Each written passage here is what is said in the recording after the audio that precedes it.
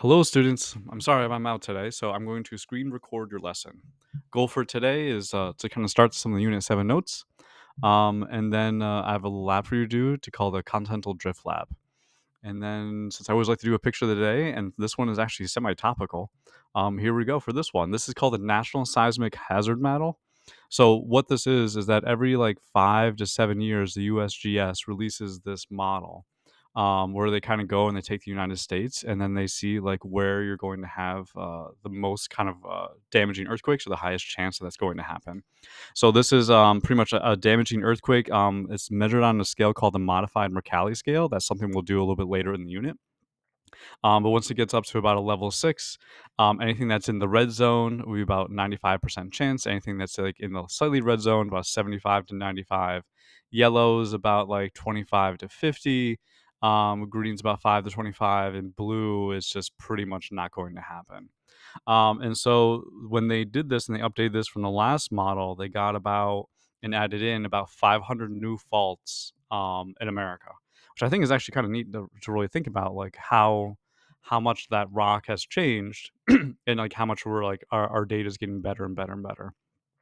On this map that's over here on the right side, there's also like these kind of like dark black spots, like a little bit of purple as well. Those show population density, and pretty much from this map, they came up with some key conclusions that about 75% of the U.S. is going to experience some kind of potential damaging earthquake, at least sometime in the future. 37 states have had at least a magnitude 5 over the last 200 years. And then this model is to help inform and to continue to build out building code. So places that were maybe not as high of a color are starting to become a little bit of a higher color, and our information is getting a little better. And be like, hey, this might be the time to start kind of upgrading your earthquake code, to make the buildings like more resistant, so they don't fall down or fall down as quickly. And so some of these things are pretty well known. So if you actually take a look over Alaska, and they actually have this area that's like right here. So it's like huge reds right over there. And on California, they have a huge red portion like right over here. Where does that come from? On your reference table, it comes from over here. So this is like both those areas kind of border. This thing is called the Pacific Ocean Plate. It is one of the most active plates. Nobody really knows why. Sometimes people would name it the Ring of Fire, but because it is so active, that's why you're seeing a lot of red over here in like Alaska, or over here right around like the West Coast. Other ones that you're seeing that's actually not on here at all. So take a look at. Let's do a nice purple for this one. Um, Over here in the middle of America, in the middle of the North American plate, there's like nothing going on. But if you go back over here to this map, the middle of the plate, there's actually, which is like right here, there's actually a lot going on. That's actually starting to grow in this area, and there's definitely something going on into this area as well. Exactly what's happening, nobody's like really 100% quite sure. Best guess as of today is that you had that fault line that was like over here for the Pacific Plate, and they think that fault line is starting to break. And the North American plate is starting to shift and break a little bit, so that fault line is actually working its way up. That's one of the best guesses as of today. As time goes on, we'll have to take a look at this. So places that really did not normally have earthquakes in the past are starting to kind of get them on a more regular basis. And that's pretty much about it for picture of the day today. If you have any questions, thoughts, feelings, I will bring those on up next time I see you. So let's head on over into the notes. I always like to start you off with some type of fantastic picture. I thought I did like I'd love to say like a good job on this one, but I'm not sure where it's really a good job. I mean, the picture is nice. It has like a nice volcano. It has like a really nice pyroclastic flow going on out of there, right? So it's like thousands of degrees in there. I like the snowy top part, which like kind of like a counter of like the really hot stuff that's going in there. These are clouds from a thing called the orographic effect. We'll do that more when we go into our weather unit. But pretty much why I say like is this picture like a good job or not so good job? Is because the title of the unit is really Earth's interior, and this is a picture of Earth's exterior. I don't have any Earth interior photos to show you, like not even one. So why? Like, and wouldn't it be kind of nice to start off with something? I do have some good information though, and I will show you on this slide. So if you wanted to and you want to take out your reference table, this is on page 10. It's probably a better view for you, probably more blown up on the sheet of paper right in front of you than on the screen, but I'll try to highlight it as best as I can anyways. And so this one, it talks about the properties of the Earth's interior. And really, when you look at this one and this page, this is like some pretty good data. And like, is it as visually impressive? Probably not. So it's like this is really it. This is like really as best as it can go. And the neat part is that like the answer is yes. In my career, I've actually gotten to see these graphs used to have like big question marks on them. So if you kind of imagine like teaching like a class and be like, you're showing like a graph of like some data, and there's actually question marks like printed on the graph of like areas we did not really know yet. It was a different kind of time. Now our data has gotten a little better. It gets better every single year, and so like those question marks are now gone. And so let's just take a look at what we have kind of going on up here. So this is supposed to be a cross-sectional view of the Earth. So the Earth cut in half, and then you're seeing like just one quarter of the top. And then up here it says Pacific Ocean, North America, and Atlantic Ocean. That is supposed to be the areas of the world we're kind of looking at. And the major goal of that is to say like it's all the same underneath. Like nothing really is that different from North America to the oceans. It's all pretty much the same. And I'm pretty sure back in the day, you guys actually have done some of the four major layers. I think you maybe even did a project for it, but probably back in middle school. But here we have the first one is the crust. Underneath that one, you have probably learned about the mantle. Then you learned about the outer core, and then you learned probably about the inner core. And so now we can kind of upgrade that just like a little bit. Like there's more layers than those ones so far. So now we actually have one called the crust and rigid mantle. Those are both they're very, very similar, but they're not exactly the same thing. But we kind of nicknamed them what we call the lithosphere. Litho meaning rock and sphere meaning like orb, so like a rock orb. Which is really what the Earth is.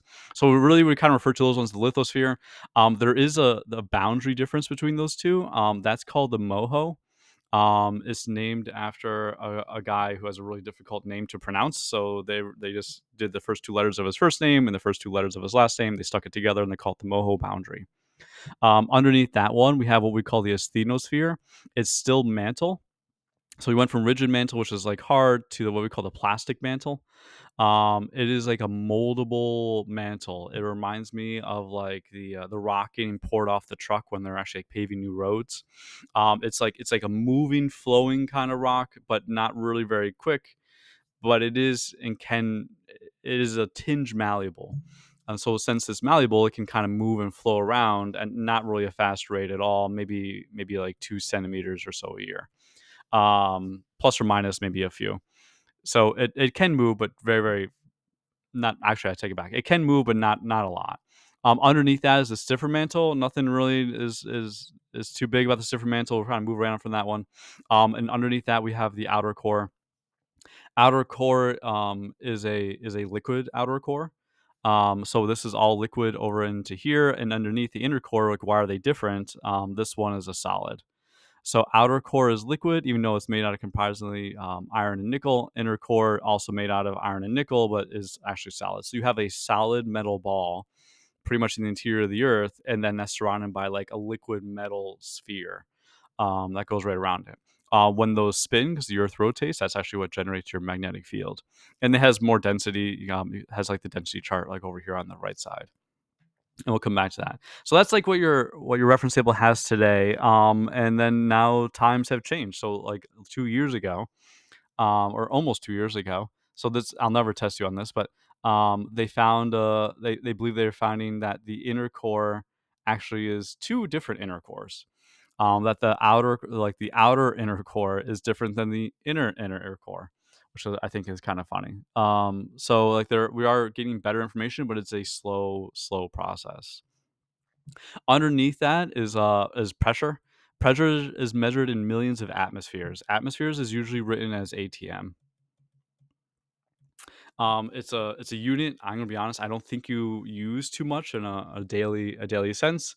But what it is supposed to measure is one atmosphere is supposed to be the amount of force air is pushing on you, down by sea level. So what's the air pressure down pretty much like right near the ocean. And so if you think about it as you sit there and say like how much is air pushing on me, you're probably saying not a lot. It doesn't really feel like a lot, but you have evolved with that kind of air pressure, and it actually is pushing on you kind of a great deal. It's pushing at a rate of 14.7 pounds per square inch, also known as 14.7 psi. And so that is something you probably are more familiar with. If you filled up a soccer ball, that one goes up to probably about 10 pounds per square inch. If you fill up a car tires maybe go up to like 30 or so, like on a regular sedan. And so like these two values are equivalent to each other, so they equal each other. So sometimes people use one and sometimes people use the other one. In this case, it's using the atmosphere one. So you think about like, how much is 14 pounds, you can definitely feel the weight of a 14-pound weight if you go down to the gym. And that is per square inch. 1 square inch is 1 inch down, 1 inch across, 1 inch up, and 1 inch back. And if you think of like how many square inches you have like on your body, it's a lot. And so to measure how much force that air is pushing upon you, you would just take the amount of square inches that you have, right? And then you multiply it by 14.7. So it's an extreme amount of weight. And it's all pushing in different directions, so it kind of counterbalances. So it works out well that way, for us. So like as you go down deeper in the earth, a big question that a lot of students have is like, like why don't we have like anything good? Like why can't I show you like a really good video or something like that, or people can go explore it? And if you go into like popular media, if you've ever read like Journey to the Center of the Earth, or you've ever watched The Incredibles, which has like that drilling machine, right? Like it has like the moles. It has like, I don't know, this is my drilling machine, right? Right, and it drills like through the ground and trying to work its way down. Like, couldn't we build something like that and give it a go? And the answer is yeah, sure. Like we could actually try to build something like that, but how long would it last? And the answer is not a long time. And let's kind of go back to our pressure chart. If you start working your way down in the interior, and then the pressure is going to increase. And if you go down to like, let's say like right about here, like to the stiffer mantle, so you worked your way all the way down into here, right? What you do for this part to see the pressure is you just follow your line down, and it hits right here on the pressure line, and then you just go over across, and that is 1 million atmospheres. 1 million atmospheres is about 14 million pounds per square inch of pressure. 14 million, nothing surviving at 14 million. It's just not going to happen. So like we just can't get to it, right? If you go down over to here, pretty much the outer core, well, now you're talking about like 28 million. And once you go over to the inner core, well, now you're talking like pushing close to like up almost like 50 million or so pounds per square inch pressure. There's no machine alive or in existence that can actually do something like that. And so for the next one, it's like down here over here by the temperature. The temperature is the other second problem. If you go and you take a look at how much the temperature is, that's the temperature line that follows like right on over here, the interior temperature line. There are other lines in here as well. It's called the melting points.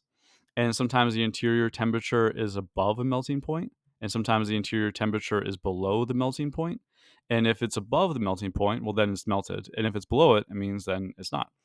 And so we can take a look at the temperature or something. So if you went back to our stiffer mantle, the same spot that we were here as like 1 million pounds, or sorry, 1 million atmospheres. If you went down here, the temperature is 4,000 degrees Celsius. That's like twice the melting point of steel.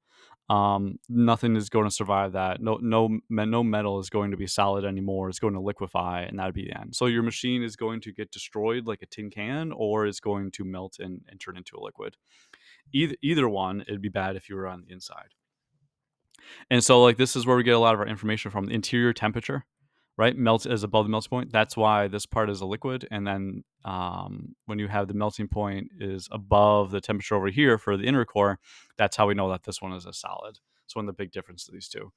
Even though they're made of the same thing, they both have different melting points. The reason why is pressure. More pressure is kind of holding that stuff together, so it doesn't melt as easy. And so, like, you might say, well, if we can't do and build like that ginormous digging machine, couldn't we just give it like a smaller machine, maybe just a try and to see how far it goes? And the answer is yes, they actually did that. So they actually, in particular, back during the USSR days, some scientists there actually wanted to dig down, and so what they got is they got they got like a long tube about a meter long.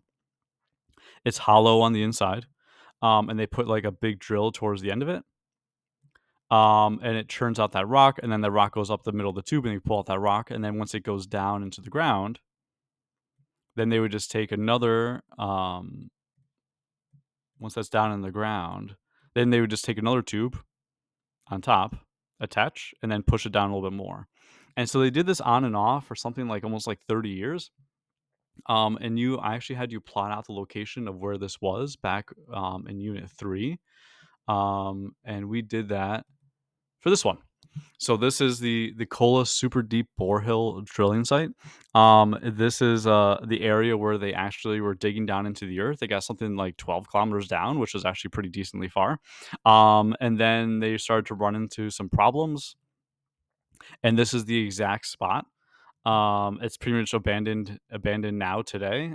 They just bolted it on up and called it an afternoon or so. And pretty much like what happened is that when the USSR collapsed, they ran out of money to kind of keep this thing going, and then they also just ran into problem after problem. The first one, as they were working their way on down, the temperature started to get too hot because the temperature is increasing and kind of like a fast rate as you kind of work your way down the ground.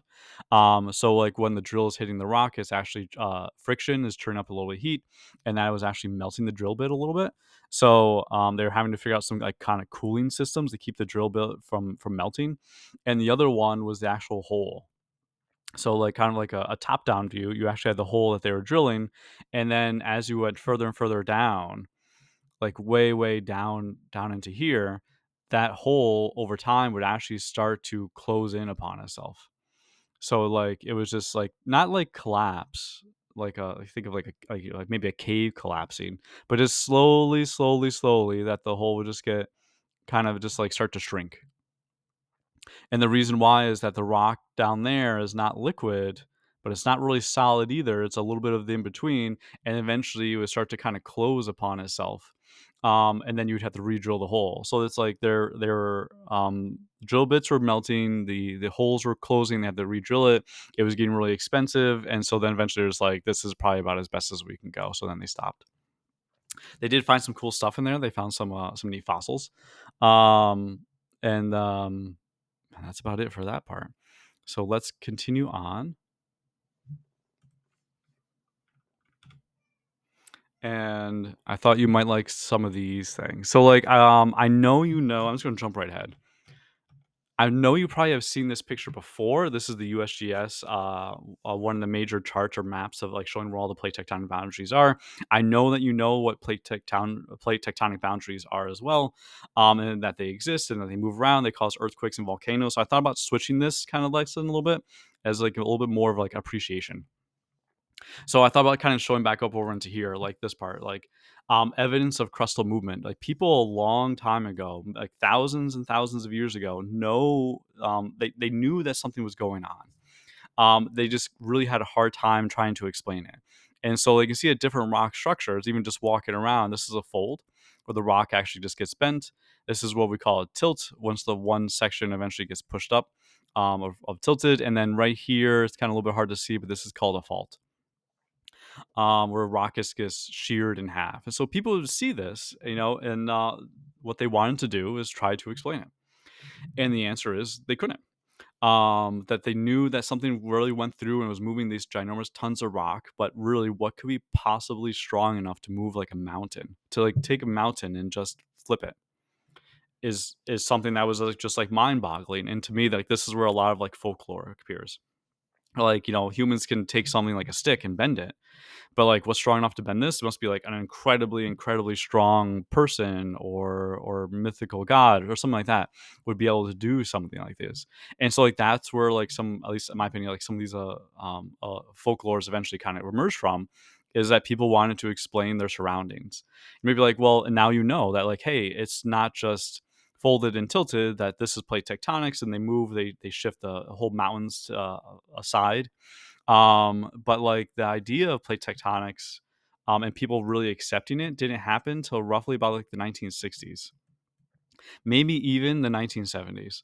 Like there were huge disagreements on this because they all fell into the same category of like, well, I can see that something has changed, but just show me it changing. Like I just want to see it happen, and nobody could ever see it really happen. It just really would not happen in your lifetime, or you just really wouldn't be around there to do so. So like that really became kind of an issue.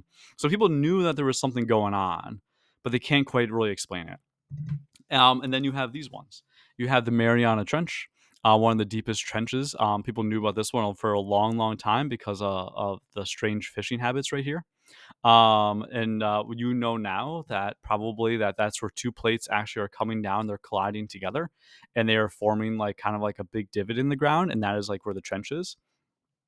But if you were to go down there and you were actually to take a look at it, do you see lava or earthquakes or volcanoes or like the plates actually moving? The answer is no, you do not. And really, you can actually go and see two plates getting closer together right here. This is actually a tourist site. This is where the North American plate. It's actually like this area right over here. It's where the North American plate meets the Eurasian plate, and you can actually scuba dive or just like swim down there and take a look at it if you want. But where one plate hits the other one, and then when you go down there, there's no lava here. There's no uh like uh like moving anything. It just looks like rock at the end of the day. They're like two pieces of rock kind of coming closer together. And we know now that it's not. But people back then would debate and be like, well, how is this different than a valley? And so, like, nobody really could answer that question. And going back over to this one, over here on the bottom is Mount Everest, to which you can go climb if you really wanted to. And people have been climbing that for a very long time. And then right up here, not quite the top, but pretty close, they found fossils. Those fossils look like this. Has like a nice kind of spiral kind of shell right on over into there, right? And you probably know spiral shell creatures are probably not really a land animal. Let's take a look at the next one. Here's a smaller version of that. So like microscopic ones. Here is kind of like right here. You can almost see like a pointed shell right over into there. And here's another one. So almost like something that looks not quite land animal. But this is like, I mean, you can see like the little holes in it, right? These are all oceanic creatures. So they're saying like, okay, well, if you're finding oceanic fossils up here at Mount Everest, then that must be an ocean right there. And so there was like a big debate, where people were like, okay, so that means Mount Everest has moved up from the ocean. At one time it was underneath, and then that land just rose up. Other people were like, okay, or the ocean was like above. There's not enough water on the planet for that one to be true. And so like this was some of the things, like they knew something was going on, and people were like, okay, well, it must have risen up out of the ocean. And they'd be like, how does a mountain rise up out of the ocean? I've never seen that. No one's ever seen that. Like, can you explain to me the force that would drive a mountain up? And the answer was, I cannot. Um, so this was like the issue. Like everyone has like these same problems. Like, why is this rock bending? Well, because it's being maybe hit by something. But like, what is the force driving that hit? You'd be like, well, I don't know. Why is Mount Everest going? Well, I don't know. So this was like becoming like a more widespread problem. And so like you can even see some of these ones where these plate tectonic maps, we have really good information for some of these lines, where all these earthquakes and volcanoes are plotted, right? It makes all these lines, which you've learned over a long time ago. But taking a look at this full map, is every line, is it all dotted with earthquakes and volcanoes? And the answer is, well, no. Everything under the ocean is pretty bare. And is that because it's not happening? Not exactly. That's because it's just really hard to get this stuff on camera. And as of today, there's really only one. I'll show you some of that video like actually right now. That's this one. This is pretty much the only time an underwater volcano has pretty much ever been recorded. This is it. It was not on purpose. This is, in essence, an accidental discovery. They had a submersible. It was just going down underneath the water, and it just happened to be that a little tiny like volcano was starting to erupt. And it's different, right? You can see like that almost like kind of like that chug motion as it tries to get that debris and stuff up out from the interior up into the ocean.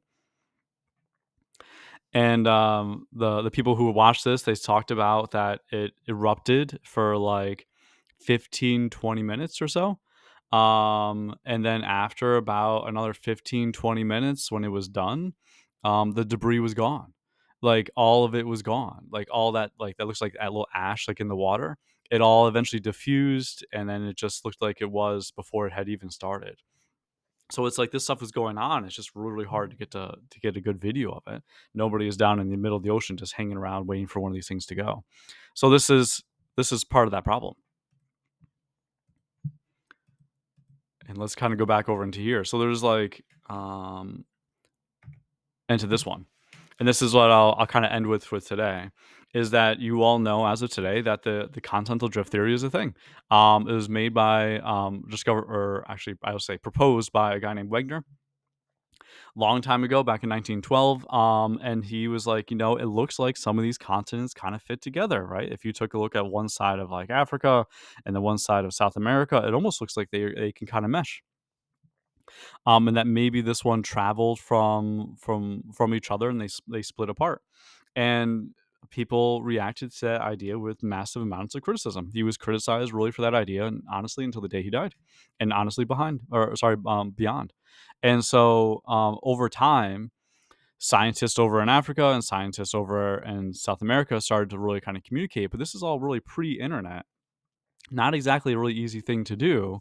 You'd be like, hey, we're finding like this little lizard that's like, this fossil here over in Africa, and we're actually also finding it over here in South America. There's no way that lizard can swim like the like 2,000 miles to get from one area to the other one. That's really strange. And they'd be like, hey, it looks like there's like this like fern that we're just kind of seeing, and it's kind of matching up a couple of different places.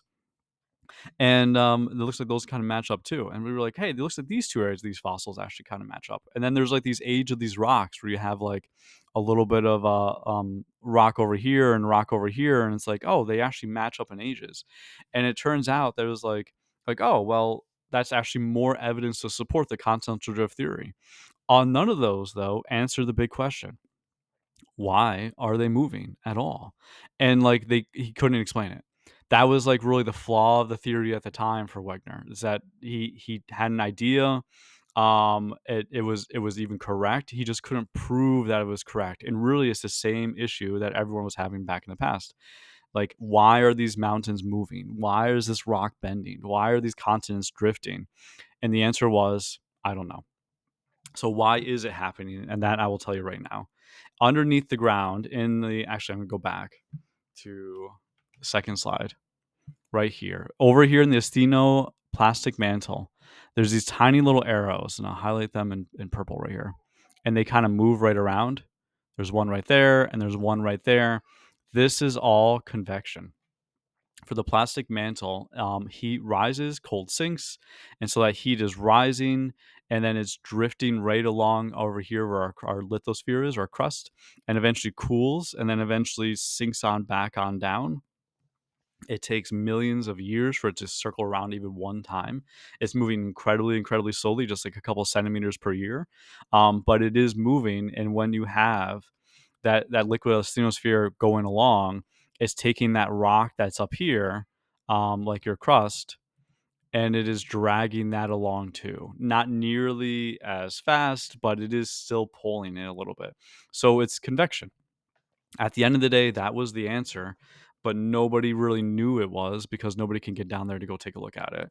So we know that's happening. We can see it. We actually, even as of today, you can actually take little GPS markers and put them all over the place, and you can actually see them move to the nearest millimeter. You can actually watch the constants move almost in real time. Like micro millimeters per day, but they are actually going, and so like that was actually also proof as well.